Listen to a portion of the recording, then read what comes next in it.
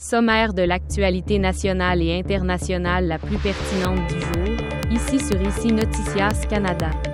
Avec sa présentatrice Angelica Sifuente. Le dollar canadien a récemment été confronté à des difficultés importantes, mais certains analystes laissent entendre qu'une reprise pourrait se profiler à l'horizon. La faiblesse actuelle du dollar canadien par rapport au dollar américain est principalement due à des facteurs tels que la hausse des taux d'intérêt aux États-Unis, le ralentissement économique mondial et l'incertitude entourant les marchés des matières premières, qui sont essentiels à l'économie canadienne. L'Agence des services frontaliers du Canada, ASFC, a souligné que le Canada n'était pas une source majeure de fentanyl pour les États-Unis, ce qui contredit certaines perceptions récentes selon lesquelles cette drogue ferait l'objet d'un trafic entre les deux pays.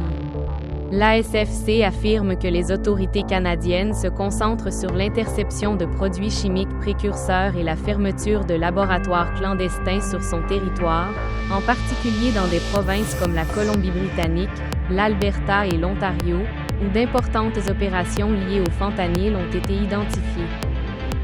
La période de grâce de la TPS et de la TVH commence.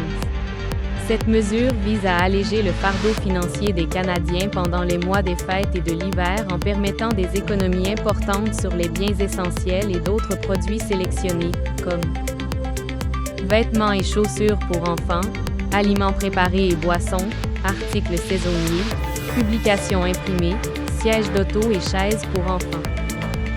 Économie directe. Les consommateurs ne paieront pas d'impôts dans les catégories mentionnées. Impact sur les entreprises.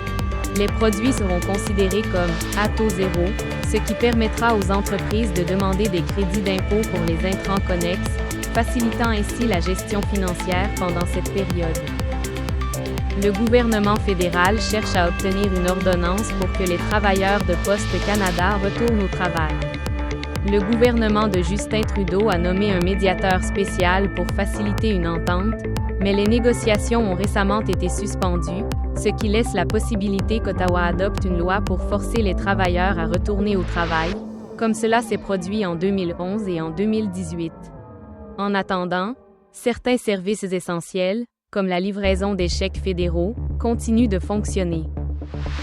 Le Parlement sud-coréen a voté la destitution du président Yoon Suk-yeol pour avoir décrété la loi martiale le 3 décembre. La motion de destitution a été adoptée par 204 voix, soit une large majorité. Cette décision intervient dans un contexte de désapprobation croissante de l'opinion publique à l'égard du président, qui ne recueille que 11% des suffrages dans les derniers sondages.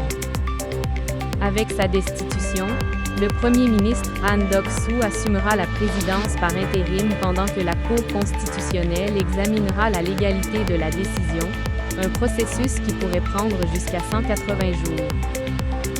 N'oubliez pas de vous abonner à notre chaîne YouTube et de nous suivre sur Facebook sous le nom ICI Noticias Canada. Pour être toujours informé des nouvelles les plus importantes et des analyses approfondies. Merci de nous avoir choisis comme source d'information de confiance.